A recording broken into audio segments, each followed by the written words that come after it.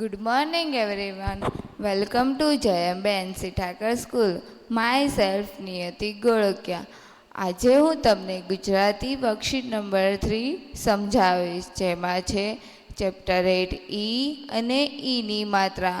નાની ઈ જે રાઈટ હેન્ડથી થાય અને મોટી ઈ જે લેફ્ટ હેન્ડથી થાય છે. તો આપણે જોઈશું આગળ. ક્વેશ્ચન નંબર 1 છે, કીથી જ્ઞી સુધી લખો.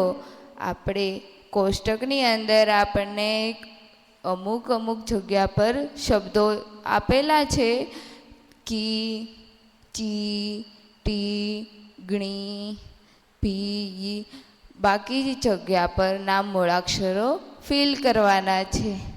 તો તેમાં આવશે કી, ખી, ગી, ઘી, ચી, છી, જી. આવી રીતે કીથી જ્ઞી સુધીના મૂળાક્ષરો લખવાના છે. તેની પછી છે ક્વેશ્ચન નંબર 2, શબ્દ જોડો. શબ્દો આપેલો છે તે તોડીને આપેલા છે, તેને આપણે જોડવાના છે. તેમાં પહેલો શબ્દ છે નાનીની માત્રા પ્લસ શ પ્લસ ખ પ્લસ ર, જેનો આન્સર થાય છે શિખર. બીજું છે નાનીની માત્રા પ્લસ દ પ્લસ વ પ્લસ સ, જેનો આન્સર થાય છે દિવસ.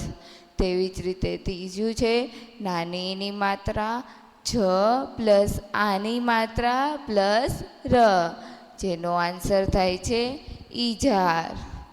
ક્વેશ્ચન નંબર 3, શબ્દ તોડો.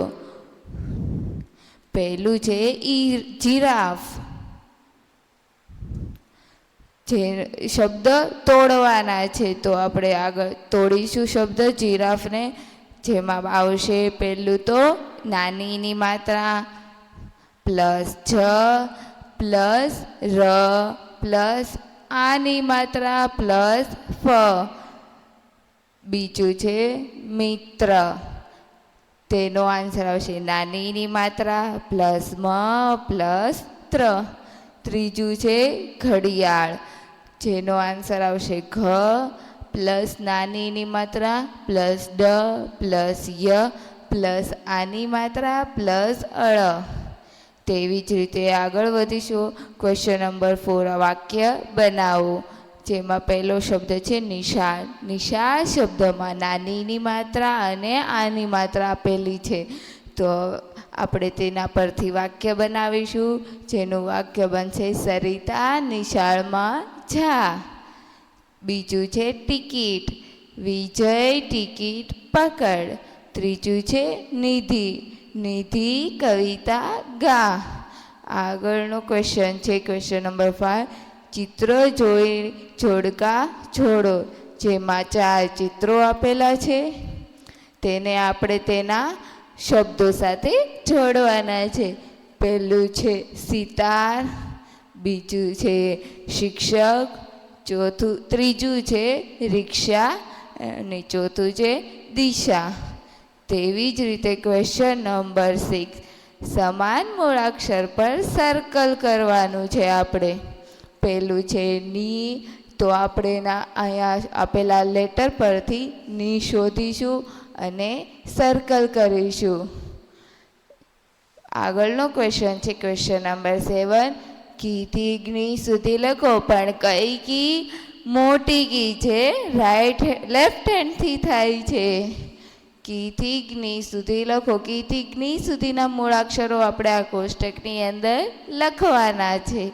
આગળનો ક્વેશ્ચન છે ક્વેશ્ચન નંબર 8, શબ્દ તોડો. જેની અંદર મોટીની માત્રાના શબ્દો આપેલા છે. પહેલું છે વ પ્લસ મોટીની માત્રા પ્લસ ર, તો તેનો આન્સર બનશે વીર.